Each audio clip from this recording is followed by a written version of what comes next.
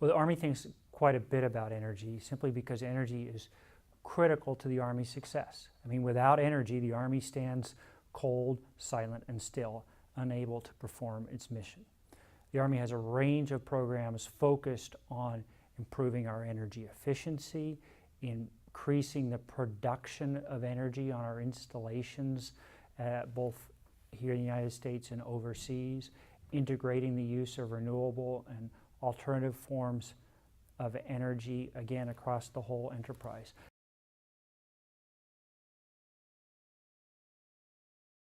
Renewable energy has a significant set of advantages and disadvantages, and we have to understand what those are and apply them appropriately. So wind and solar power is intermittent. It's not currently dispatchable. It can't perform like a baseload function. So that's a limitation. But when combined with traditional fossil fuels in a hybrid energy system, they offer great advantages. And I'll give an example in Afghanistan. All of the Army forward operating bases in Afghanistan right now have been reconfigured with tactical microgrids, many of which have integrated renewable power as part of that microgrid. By that I mean the previous arrangement was the Army had one generator and one load. And those generators were often underutilized and inefficient. What we've done is we've come in and deployed a new generator, connected those with a microgrid, integrated, in some cases, renewables and battery storage, and we've dramatically reduced the logistics burden on the Army. And what that means is rather than taking trucks and helicopters and soldiers and devoting them to a resupply mission, we're able to devote them to a combat mission and to focus them on engaging with, in this case, the Taliban.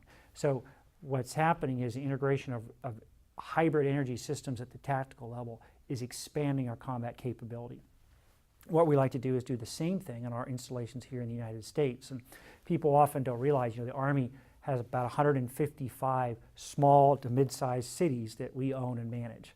All right. And what we're trying to do is look at ways where we can integrate renewables with on-site power generation to improve energy security on those installations.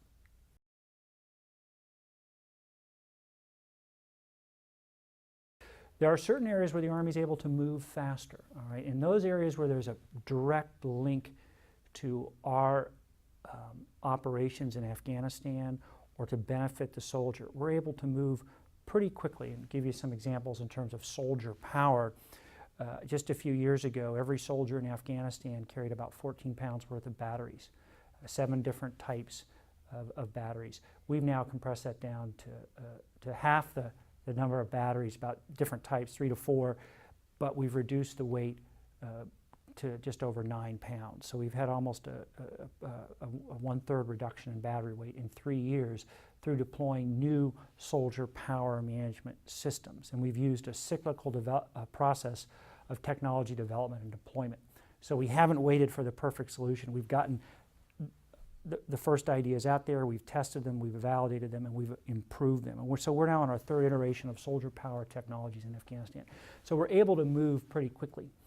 On our installations and our buildings, we, rather than our technology leader, are normally following or deploying technologies that are already out there in the commercial sector, generally commercialized technologies or just commercializing technologies. We don't take a lot of technological risk in our built environment. We have some programs, small scale, where we pioneer new technologies, but the vast majority of our work is proven technologies, a known solar panel that works, for example.